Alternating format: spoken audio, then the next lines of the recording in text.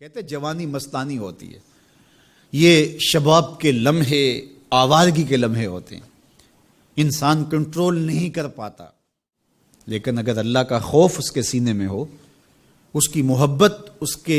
رگو ریشہ میں محو نفوذ ہو، تو پھر جوانی میں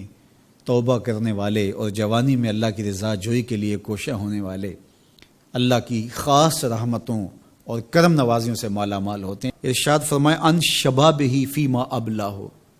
جوانی کے بارے میں پوچھا جائے گا کہ جوانی کہاں بسر ہوئی۔ بعض نے یہاں ان جسد ہی فیما ابلا ہو، ابن حبان نے اور امام ترمذی نے جو حدیث روایت کی ہے اس میں یہ لفظ بیان کیے ہیں کہ جسم کے بارے میں سوال ہوگا، یعنی جسم کے ایک ایک عضو سے پوچھا جائے گا۔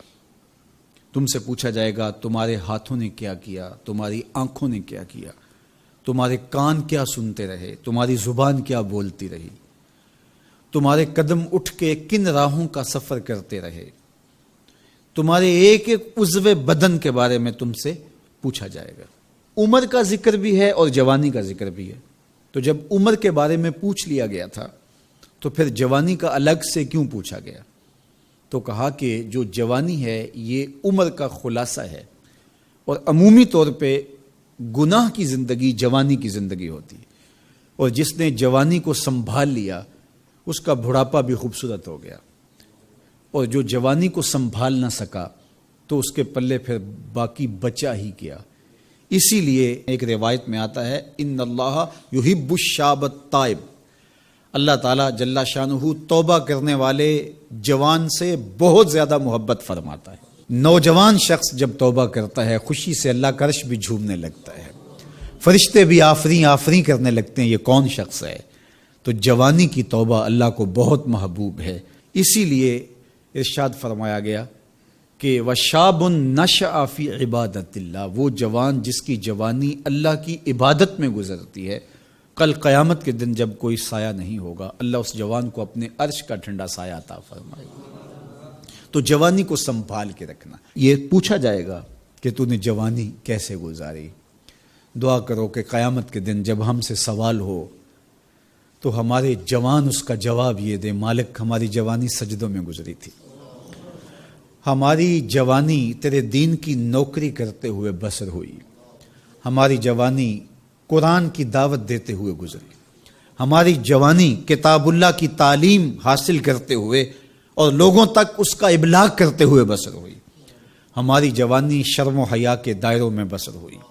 ہماری جوانی تیرے ذکر میں، تیری یاد میں، تیری محبت میں بسر ہوئی۔ تو وہ جوان جس کی جوانی اللہ کی یاد میں بسر ہوئی ہوگی تو پھر وہ اللہ کو عرض کرے گا کہ مالک جوانی تو تھی، شباب کی جولانیاں تو تھی، میرے معاصر میرے ہم عمر شباب کی لذتوں میں کھوئے ہوئے تھے، لیکن مالک میری پیشانی سجدے میں تیرے حضور جھکتی تھی اور میری آنکھیں تیرے حضور آنسوں کا خراج پیش کرتی تھیں، پھر میرا مالک اس جوان کو کتنی کرم نوازیوں سے مالا مال کرے گا۔ جوانوں کو جو اس وقت میرے مخاطبین ہیں میں کہوں گا کہ اپنی جوانی کو اتنا ستھرا اور پاکیزہ بنا لو کہ کل حشر کے دن شرمندگی نہ ہو کہ جوانی کو تو ہم سنبھال نہیں سکے، ہم دیوانے ہو گئے تھے،